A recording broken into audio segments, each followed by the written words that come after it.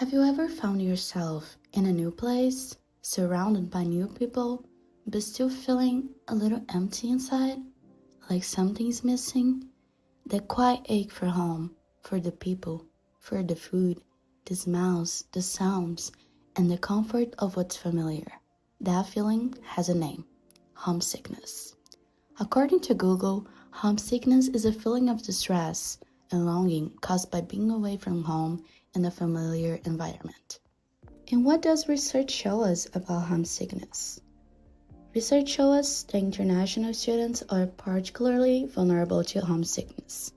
Around 47% report feeling homesick sometimes, and 18.6% often.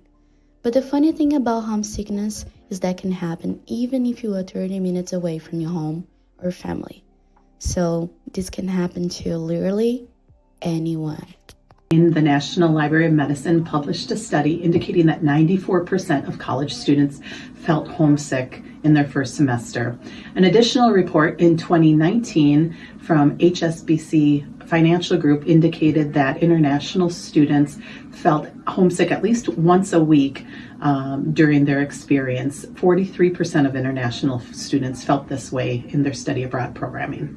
See, homesickness is a common feeling. You're not alone.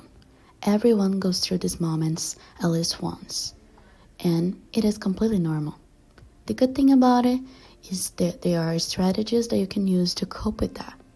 But first, let's see the experiences of some people that went through the same and how they dealt with the homesickness. So the last time I really felt homesick was probably around Christmas, so like a month ago. I was quite sad because I don't have a host family here and my social host wasn't here, so I didn't really know what I was gonna do on Christmas until like a week before. And then a friend invited me over, we went to church together, and then on Christmas Day we spent Christmas Day together, had a nice dinner with a lot of other friends, and that helped a lot. But I was also missing home and I had to work on Christmas Eve and I wasn't getting off work and I knew the time difference and I really wanted to call home, and that was very stressful for me and it was a big trigger, I guess. I first noticed my feelings of homesickness shortly after I arrived in the United States.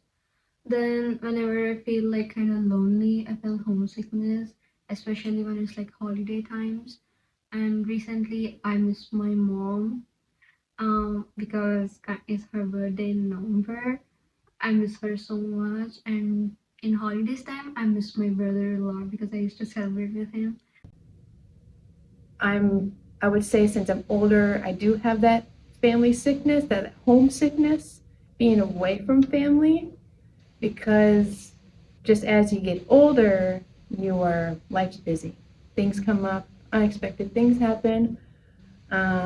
That bond you have with your family members can diminish or it can grow. It depends if you put the work into it or how connected you are with each other. But definitely call, text, even email, but not a lot of people use email these days, but calling them, call them. So the first time I was away from home, the situation was very different from what you are in today. So there were really no cell phones, there was no internet. I remember I had to call my parents and my family with a coin, the phone, and then throw the coins in. It was extremely expensive. I just had something like 16 seconds to say the most important, and I remember just throwing in coins. So the ways of communicating were much worse than what we can do today. But yes, I did feel homesick, just like you do, and it was difficult for me the first year. I was in my early 20s, I wasn't even 21 yet, and I had always lived at home with my family. So I personally helped myself, I guess, with calling home a lot. So I was calling my parents a lot and my sister and my best friend, and like I was talking to someone from home every other day and they were just telling me what was going on and also just the little things. So I felt like I was still part of it. What I did almost naturally was to seek out people that were in the same condition as myself. And so what we would do is we would just get together and maybe cook together. that always helped me. I was always interested in seeing what do other cultures cook. I always like to eat well. To cope, I firstly focus on being in contact with my parents and my friends who are really very important in my life. And I try to call them like daily or any other day. And I used to share my experiences with them and the things I had done in my daily basis. And by like that, I feel like connected with them, and I also kind of felt that it's okay to time to focus on myself. So when you're dealing with homesickness, a lot of times you get other feelings and emotions like anxiety and depression. So I know it's not exactly the same, but the skills that you use to combat anxiety and depression with homesickness are similar to the skills that you would use for other areas with anxiety and depression.